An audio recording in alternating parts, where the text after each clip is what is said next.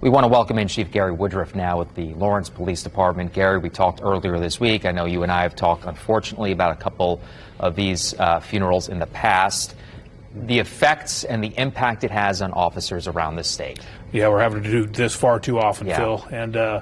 And yeah, it impacts not just the immediate department, in this case Elwood, but law enforcement agencies and officers, around the state, really around the country. Right. And that impact can't be underestimated. Certainly, the most impacted is the immediate family and the Elwood Police Department here. Sure. You were at the service earlier today. It's still going on, as you saw in Richard's live shot there. What was that like today?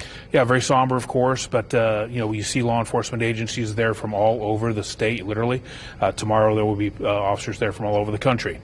And while it's an honor to be there, we all agree we're having to do this far too often. But it is of some comfort, we hope anyway, to the family to see all these different agencies that are coming together to honor their loved one and to give them the respect that they've earned. You'll be in studio with us tomorrow to kind of walk us through the procession, as you always are, and we thank you for that very much so. This procession tomorrow, as we mentioned, it's changed a little bit. It's not one of the longest one in history, right? Yeah, there have been a couple of lengthy ones, but this one's going to be one of the longer ones, and it's a great opportunity for people to line their route to show their respects if they can't attend the funeral or some of the other ceremonies, some of the other events.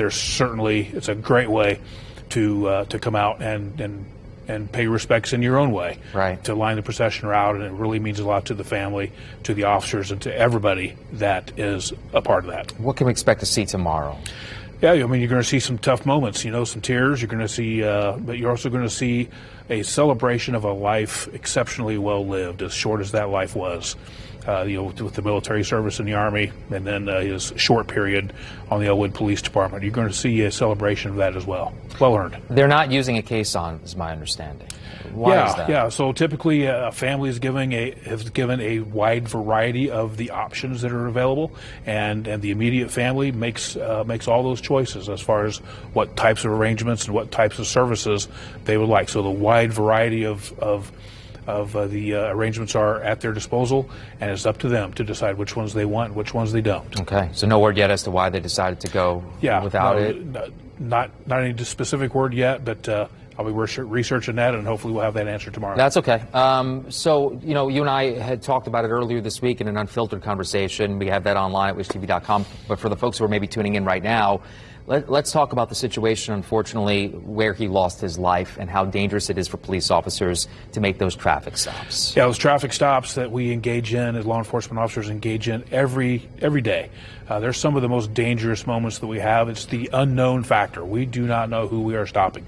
Most of them are perfectly civil. Sure. But you just have that one, and we don't know when that one may be. So yeah, we're well trained for that and to understand the risk going into it. But nevertheless, it's that unknown factor that is always in the back of an officer's mind, and what could happen. And we make a plan for that, but sometimes things go in the worst possible way. And that's exactly what happened here. I have less than a minute left, and we don't want to take away from his service and everything that's happening tomorrow. But just maybe your thoughts on policing in America today, Gary. Yeah, well, the best thing that I think that citizens can do to support their law enforcement officers in the community is that they see, an officer wherever they're interacting at. Just a word of thanks goes a long way to the men and women that are out there in uniform or in plain clothes serving every day. And just a quick word of thanks. Hey, I see you. I got you. We appreciate you. That can go a long way. Yeah. Chief Gary Woodruff, we always appreciate you taking some time. Thank you so much for coming in. Honored to. Ashley, on over to you.